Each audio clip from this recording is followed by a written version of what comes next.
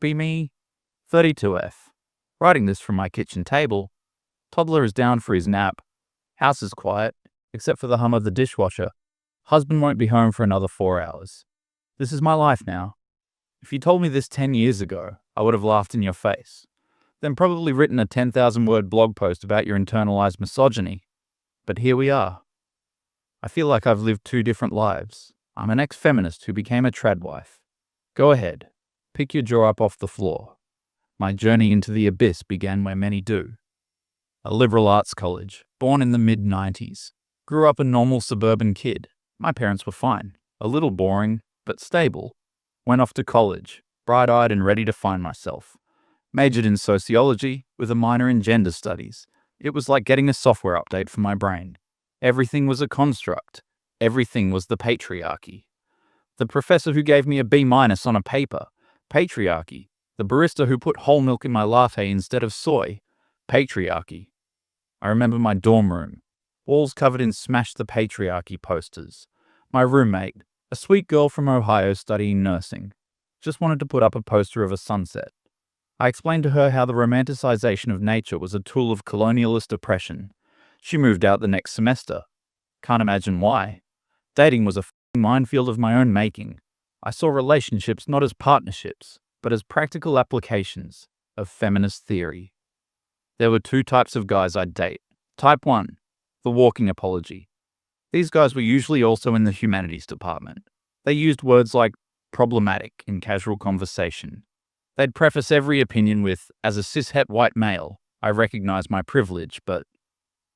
Dating them was like dating a flaccid, sentient notepad. There was no spark, no leadership, no anything. I didn't respect them, and they seemed to hate themselves. It was exhausting. Type 2, the project. These were guys from outside the liberal arts bubble, maybe a business major or an athlete. I saw them as clay to be molded. My mission was to educate them, to deprogram them of their toxic masculinity. Every date was a lecture. Every movie we watched was an opportunity for me to pause it and deconstruct the male gaze. One time a guy took me to a baseball game. I spent 7 innings explaining to him how the phallic nature of the bat reinforced patriarchal violence.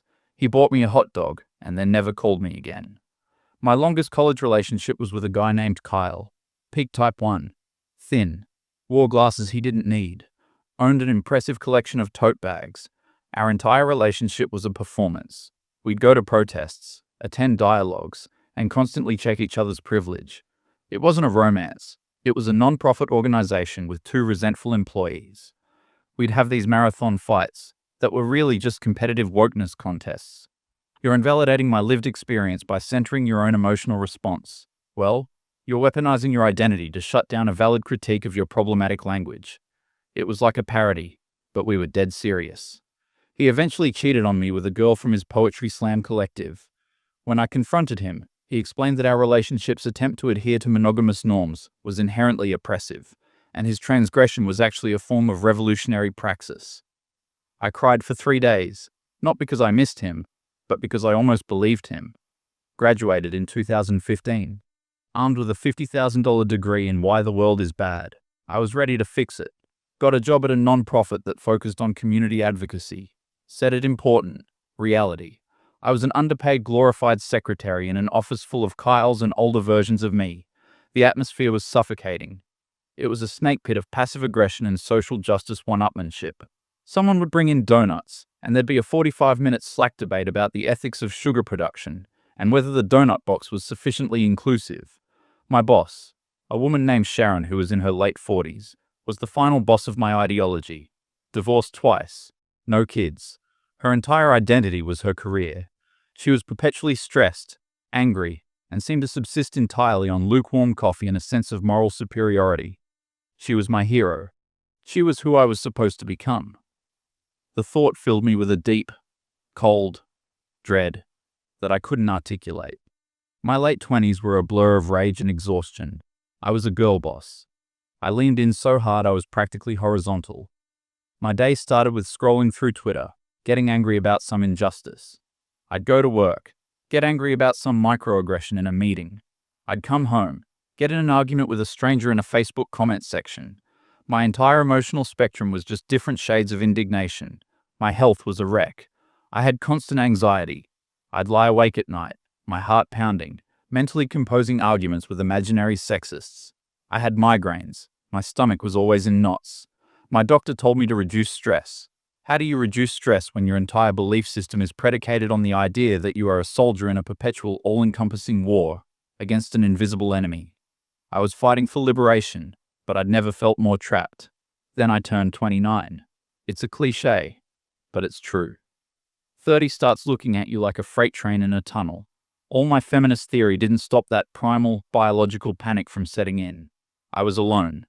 My friends from college were either like me, miserable, single, working thankless jobs, or they had quietly sold out. One by one, they started pairing off with the guys they used to mock, the finance bros, the engineers, the normies. Their Instagrams changed from protest pictures to engagement announcements. I told myself they were traitors, that they had buckled under patriarchal pressure. But late at night, alone in my apartment that smelled like burnt toast and despair, the jealousy was a physical ache. The real cataclysm was quiet. It wasn't a protest or a march. It was a Saturday. I was scrolling through Facebook, mainlining my daily dose of outrage. Saw a post from a girl I knew in high school. Let's call her Sarah. Sarah wasn't a girl boss. She didn't go to a fancy college. I think she became a dental hygienist or something. In my 22-year-old brain, she was a cautionary tale, a life of wasted potential. Her post was a photo album titled Sunday Fun. Pictures of her husband, and their 2 little kids at a pumpkin patch. Her husband, a big goofy-looking guy, was carrying one kid on his shoulders. Sarah was holding the other, laughing. They weren't curating an image. They weren't performing for an audience. They just looked happy. Genuinely, uncomplicatedly happy. A feeling I hadn't felt in a decade. My first reaction was textbook. A sneer. Look at her, trapped in the cage of domesticity, performing femininity for the male gaze. Sad, but the sneer felt hollow. Underneath it was a different feeling, something sharp and painful. Envy. It was the most problematic thought I'd ever had. I was jealous of a housewife. I slammed my laptop shut, heart pounding again, but this time, it wasn't from anger, it was from fear. Fear that my entire life was a mistake. A few weeks later, my friend Amy from work was having a housewarming barbecue. I didn't want to go. Social events for me were just opportunities to be disappointed in people. But she insisted. You need to get out of your apartment, it's not healthy. My plan was to make an appearance, talk to no one, eat a sad veggie burger from a distance, and ghost within an hour. I was standing in the corner of her backyard, nursing a beer and mentally critiquing the gendered division of labor. All the men were by the grill, of course, when a guy walked up to me. Hiding out, he said, with a smile. I braced myself, prepared my standard issue feminist lecture on why his casual observation was a microaggression, but I looked at him, and the words just died in my throat. He was tall, not I do yoga and drink soy lattes tall, but I can reach things on the top shelf for you tall. He had calluses on his hands. He looked like he knew how to fix things. This was Alan, my future husband. Something like that, I mumbled. I get it. I'm not a big party guy either. I'm just here for my buddy, the one who set the potato salad on fire. He pointed to the grill, where a small plume of smoke was indeed rising from a foil tray. He asked what I did. I launched into my pre-rehearsed spiel. I work in community advocacy, focusing on intersectional frameworks to dismantle systemic barriers for marginalized populations. I waited for the nod of performative understanding, or the confused look. He just took a sip of his beer. Wow, that sounds really important. Must be stressful. That was it. No follow-up questions about Foucault's theories on power. No attempt to impress me with his own progressive bona fides. He just accepted it, and then changed the subject. So, have you seen the new Blade Runner? I thought it was way better than the original. My brain felt like a computer that had just been given a command it didn't understand. We ended up talking for 3 hours. We talked about movies, music, video games, the best place to get tacos in the city, his stupid dog, my stupid cat. It was the longest conversation I'd had in years that wasn't about an issue. I found myself laughing, not a cynical, ironic chuckle, but a real, deep belly laugh. I had forgotten what that felt like. When he asked for my number, I gave it to him without hesitation. The entire drive home, I had an argument with myself. My brain, he's an engineer, an instrument of the technocratic capitalist state. My heart, but he has nice eyes and he made me laugh. My brain, this is how the patriarchy snares you, with charm and seeming stability. My heart, but he was nice to me. It was a terrifyingly new experience. Our first few dates were a culture war in miniature. I kept trying to steer the conversation back to my comfort zone, grievance. On date 3, at a nice Italian restaurant, I brought up the gender pay gap. I laid out all the statistics, the talking points, the studies, a 15-minute monologue. He listened patiently, chewing on a breadstick.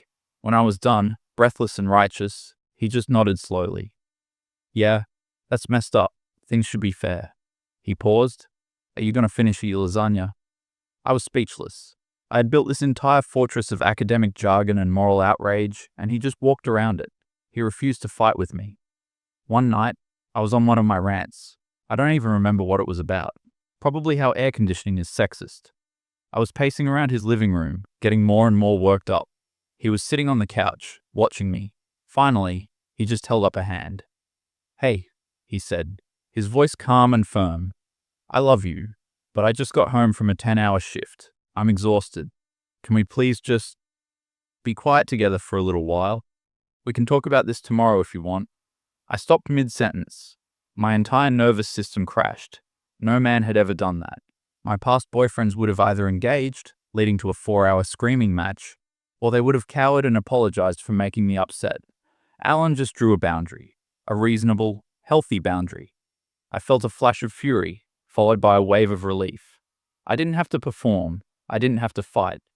I sat down on the couch next to him, and for the first time in my adult life, I just shut up. We just sat there in silence, watching some dumb action movie. He put his arm around me. It was the most intimate moment I'd had in any relationship.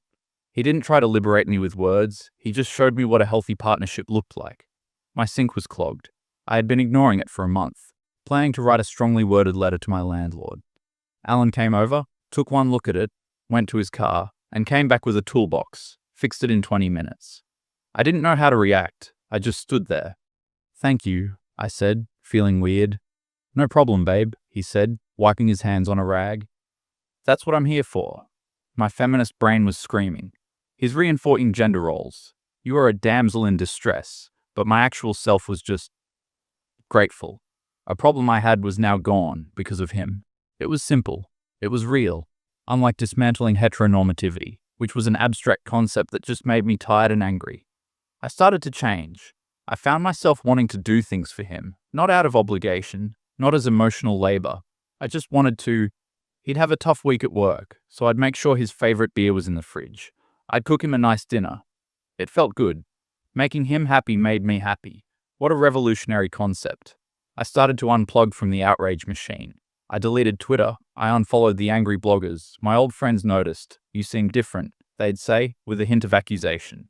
We went out for drinks with 2 of my old non-profit colleagues. They spent the whole time quizzing Alan on his political views. He was polite but non-committal. They exchanged looks over my head. Later, Amy called me. He's nice and all, but don't you think he's a little simple? Does he even understand what you do? For the first time, I got angry for him. He works 50 hours a week building literal bridges so people can get to work, Amy. What the f do you do? You write emails about synergy. I hung up. We didn't talk for a year after that. The cognitive dissonance was deafening. My entire identity was built on a foundation of feminist ideology. But my actual, real-life happiness was coming from a place that completely contradicted it. My ideology said Alan was the problem. My heart said he was the answer. My heart was winning. A year and a half after we met, he proposed. We were on a hike. It was simple, private, perfect.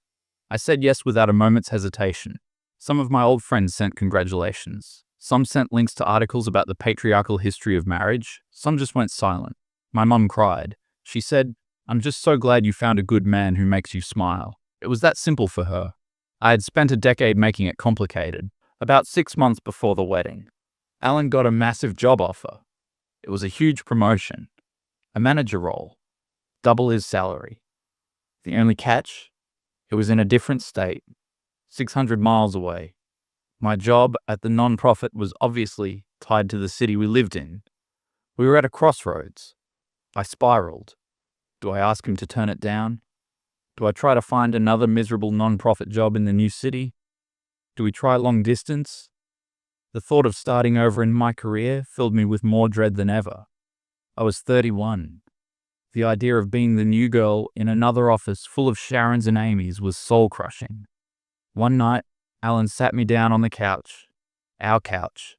He took my hands. "Listen," he said. "I know this is a huge deal. And I want you to know, whatever you decide, we'll make it work. If you want to stay here and keep your job, I'll turn this down. Or we can try long distance. We'll figure it out." He paused, took a deep breath. "But I also want to put another option on the table. With this new salary, I can take care of us, both of us, easily. And if you wanted, you wouldn't have to work." I opened my mouth to protest, the feminist programming kicking in. He held up a hand. "Just hear me out. Not forever, unless you want to, but you could take a break. You're so stressed all the time. You could write that novel you used to talk about. You could take painting classes. You could sleep past 6 a.m. You could just stop fighting for a while. The choice is 100% yours. I'll support you no matter what." He didn't tell me what to do. He just opened a door I didn't even know existed. He was offering me freedom, not the abstract, ideological freedom feminism had promised me, which turned out to be the freedom to work a job I hated, be angry all the time, and die alone. This was a real, tangible freedom. Freedom from the daily grind and the soul-sucking outrage. I realized in that moment that the cage I was in wasn't the patriarchy. It was my own ideology. A cage I had built for myself. Bar by hateful bar. I looked at this good, kind, strong man who loved me. I started to cry.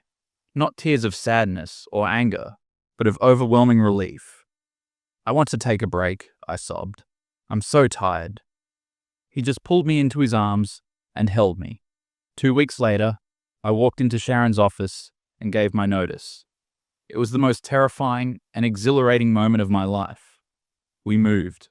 We bought a small house with a yard in a quiet suburban neighborhood. The first few months were strange. I felt guilty. I'd wake up with no job to go to, no meetings to attend, no emails to answer. Alan would go to work, and the silence of the house would be deafening. I felt like I should be productive. I'd spend hours on my laptop, trying to write freelance articles about social justice. I'd apply for remote jobs I knew I didn't want. I was trying to cling to the wreckage of my old identity. One afternoon, Alan came home early and found me at the kitchen table, surrounded by half-written Word documents, just staring into space, crying. He came over and gently closed my laptop. "What are you doing?" he asked softly. "I'm not contributing," I mumbled. "I feel useless." He knelt down beside me and tilted my chin up. "Your contribution is not a line on a tax return," he said. "You're my partner. Your job is to be happy. That's all I want. If that means you lie on the couch and read novels for 6 months, great. If it means you want to turn that jungle of a backyard into a garden, awesome. Your worth isn't tied to your productivity.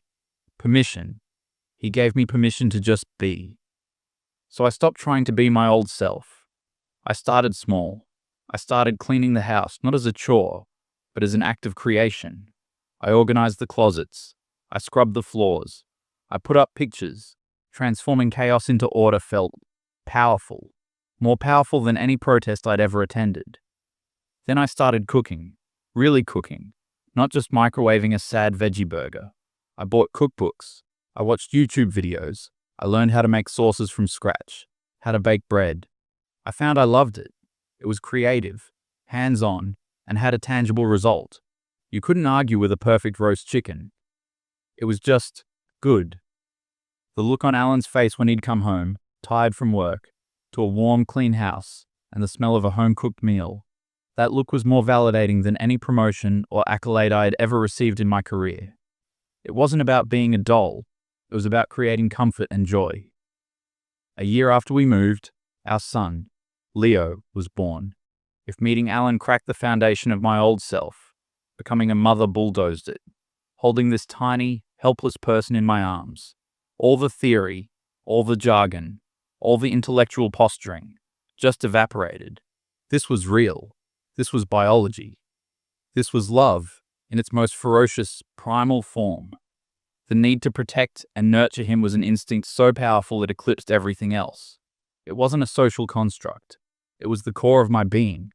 People talk about the invisible labor of motherhood. They're not wrong. It's hard. The days are long. It's spit up and blown out diapers, and sleep deprivation so intense you feel like you're hallucinating. But it's also a purpose so profound it makes everything else seem trivial. My old job was about trying to fix the world. It was an abstract, impossible goal that only ever brought frustration. My new job was about fixing my son a bottle, kissing a scraped knee, reading Goodnight Moon for the 800th time. It was small, tangible, and infinitely more meaningful. My life wasn't a cause to be fought for on social media, filled with drama and hiding from my husband like some of the women in those video calls. My life was quiet, and it was mine. So here I am, 32 years old, wife, mother, housewife. I wake up with the sun, not an alarm clock.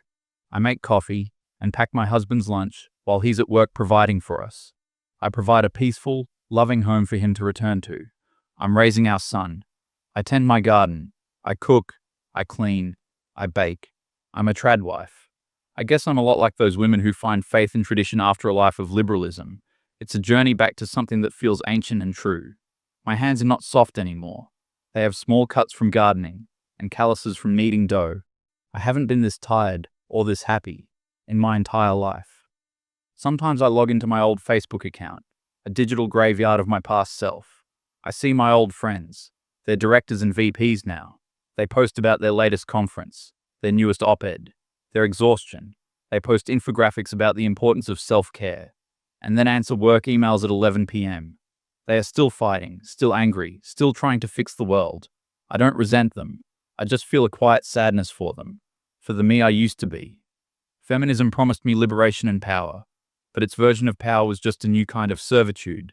Servitude to a boss, to a career, to a toxic ideology, to my own endless anger. There are whole communities of men who see this outcome as the inevitable result of that path. I surrendered my power in the world's eyes. I gave up the career, the title, the righteous struggle, and in return, I got my life back. Alan isn't my boss. He's my partner. He leads our family. He provides for us, and he protects us. I build our home. I nurture our family, and I support him. It's not a competition. It's a team. We have different roles, but the same goal. A happy, peaceful life together. I'm not wasting my potential or my degree. I'm channeling all that energy and intelligence into the single most important thing in the world, my family. My life is no longer a political statement. It's not a performance. It's just my life.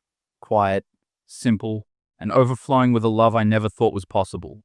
Maybe I'm brainwashed. Maybe I'm a traitor to my gender. Or maybe, just maybe, I'm finally free and happy.